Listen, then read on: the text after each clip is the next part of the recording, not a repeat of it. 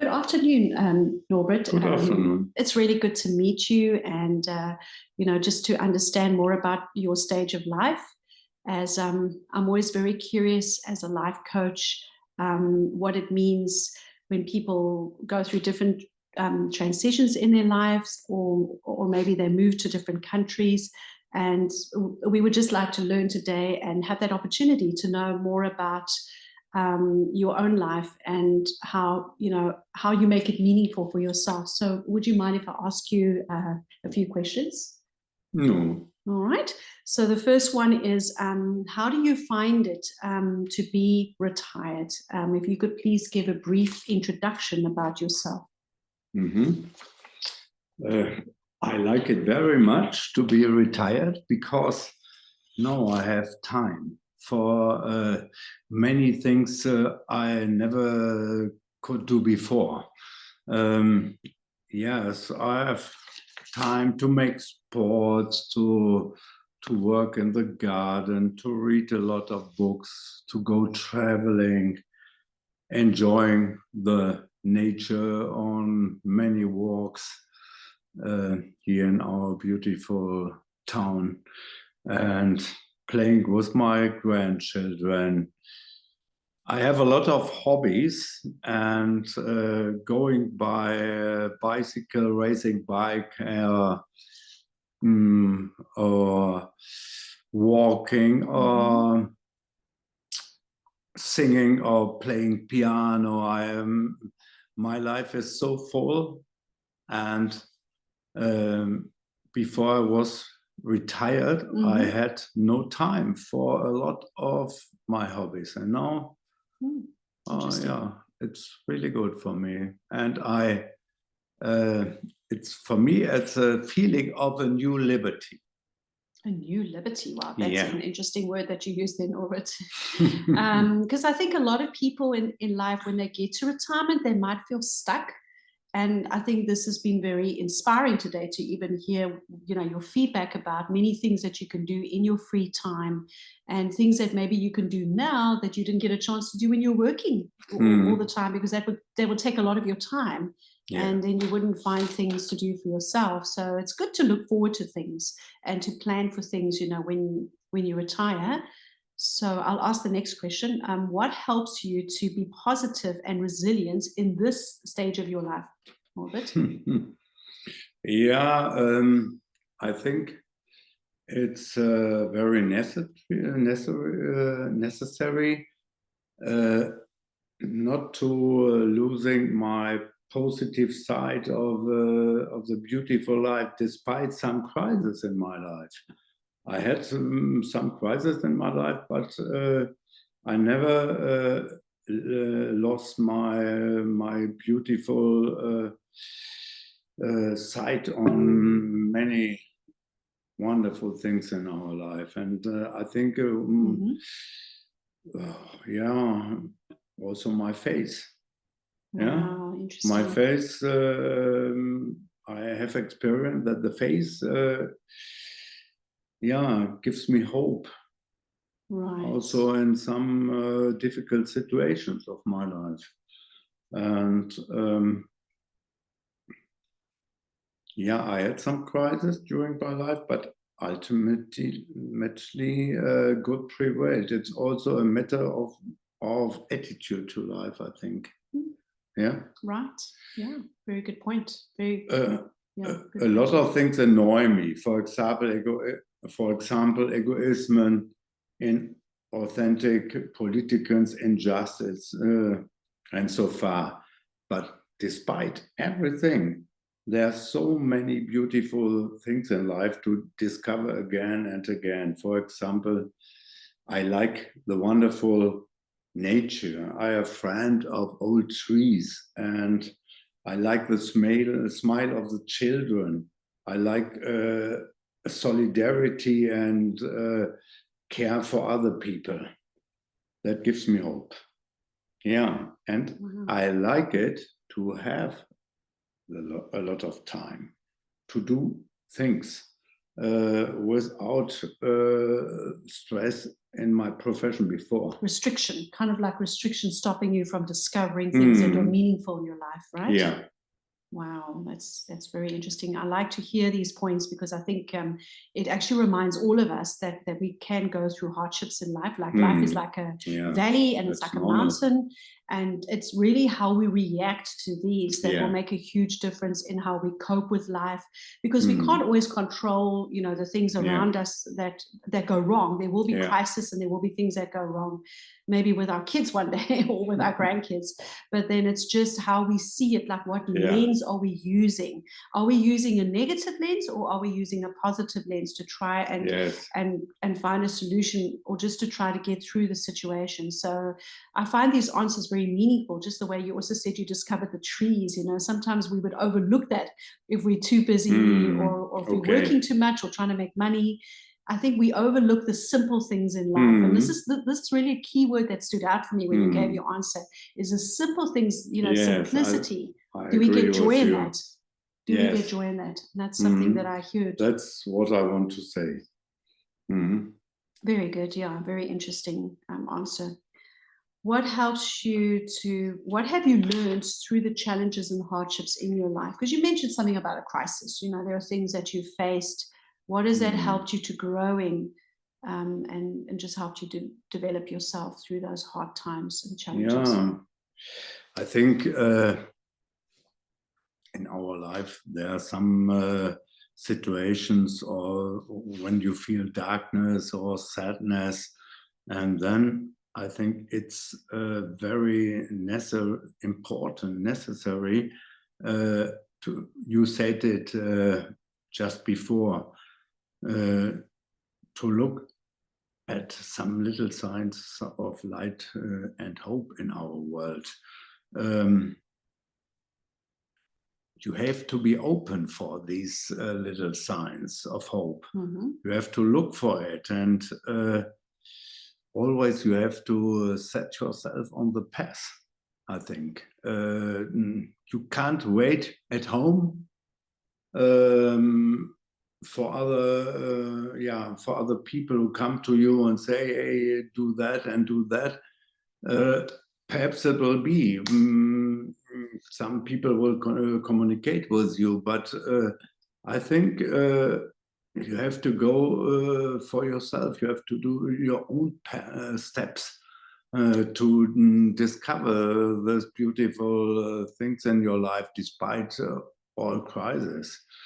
So it's not being passive. It's not being passive. Yeah, you have to be a little bit active, I think.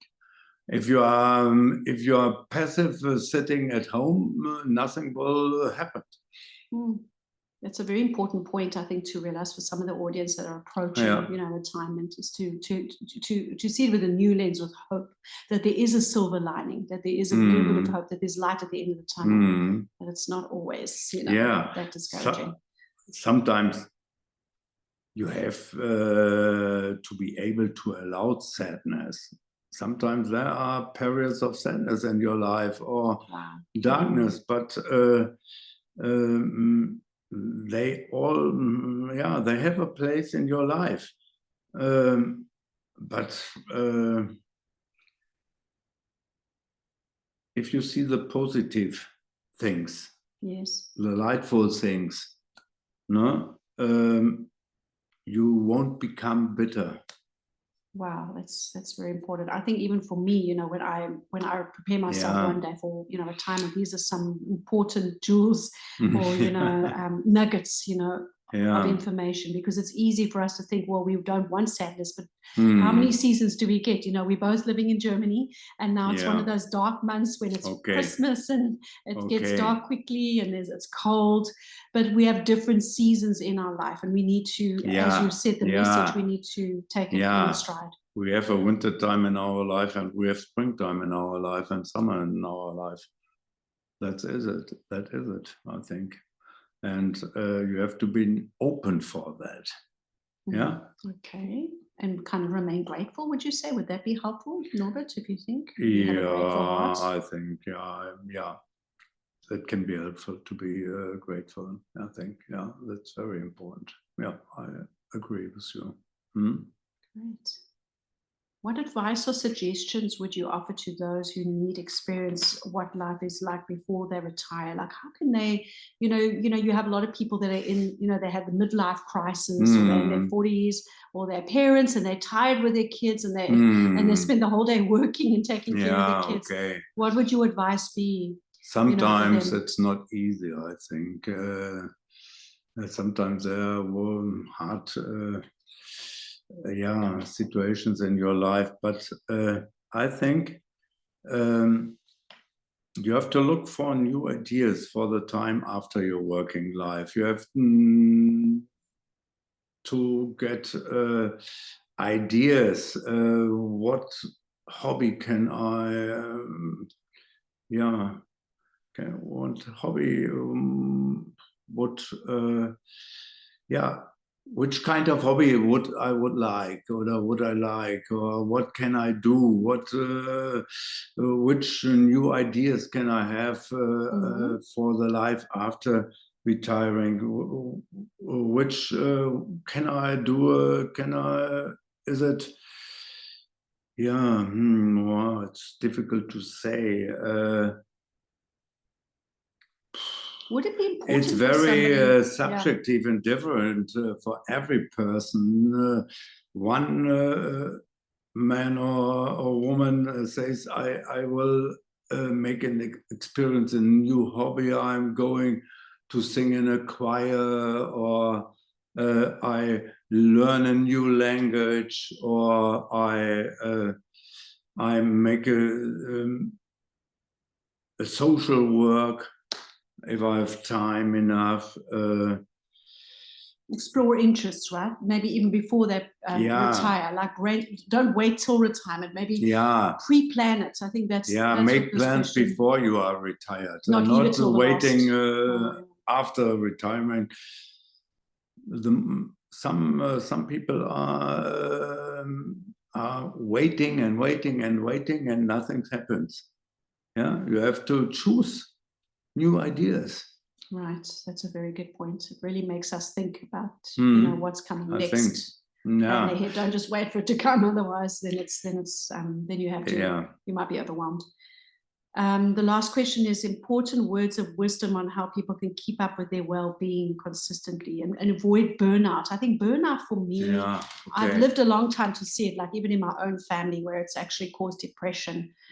How does one, now sometimes these things happen to us, but how can we maintain our well-being to such a point, even when we are busy, so that we don't reach that point that we've had burnout and that there's no other way to turn? There's no way to turn because we're so burned out. How can we avoid that by taking care of our well-being better? What can we do? That's difficult. The answer is difficult. This cannot be generalized, but depends on the respective life situation. I think it's necessary to ask yourself, what is good for me? Which things can I promote that have proven to be good for me? And perhaps I can try to leave things that aren't good for me. Sometimes I think a burnout or a little depression can help to discover what's good for me or what's bad for me. I would say, hear on your inner voice. What does your inner voice tell you? What is good for me? Yes. What steps can I do that can be positive for me? And what's bad for me? Yes. Sometimes I think you need, I don't want to say burnout, or perhaps a bad time in your life, and this time shows you, I have to do this and that will be better for me. Kind of re-look at your goals maybe and think, okay, what new goal could I set that would help my well-being and move me in a more positive direction instead of a negative direction going backwards. Yeah, that's important. And on the other side, I think it's very important to stay in dialogue with other family members or good friends of mine. Also, yeah, reflect yourself and listen. Yeah, I said it. And I think we get too busy. You know, sometimes this world is very noisy. There's a lot of distractions, and that's when we don't listen. We don't take time to reflect. And so, what you are trying to say is that we should reflect and think about the things that are good for us and the things that are not so good for us, and make healthy choices and healthy decisions. I think so, because our life is very stressful. Yeah, you have to work, you have children, and you have to earn money. That's very stressful points. But sometimes, stop. Sometimes stop. Hear on your inner voice. And I think that it's very necessary to reflect yourself and to get new ideas. What can I do that will make my life better? Yes. Yeah. Yes, and I think perhaps that will also promote someone's sleep quality too. Is if they have time to think before they sleep as well, then they'll have a better sleep because they will clear their minds. They'll maybe journal or you know, whatever works for them. Every individual is different. But if they self-reflect and they think more positively and have positive self-talk, it could help promote their sleeping habits too, which I think so. Some people have told me. Yeah. So, this has been good, Norbert. Thank you so much for your time. I really do appreciate this. Okay, no problem. It's been very, very helpful. Thank you.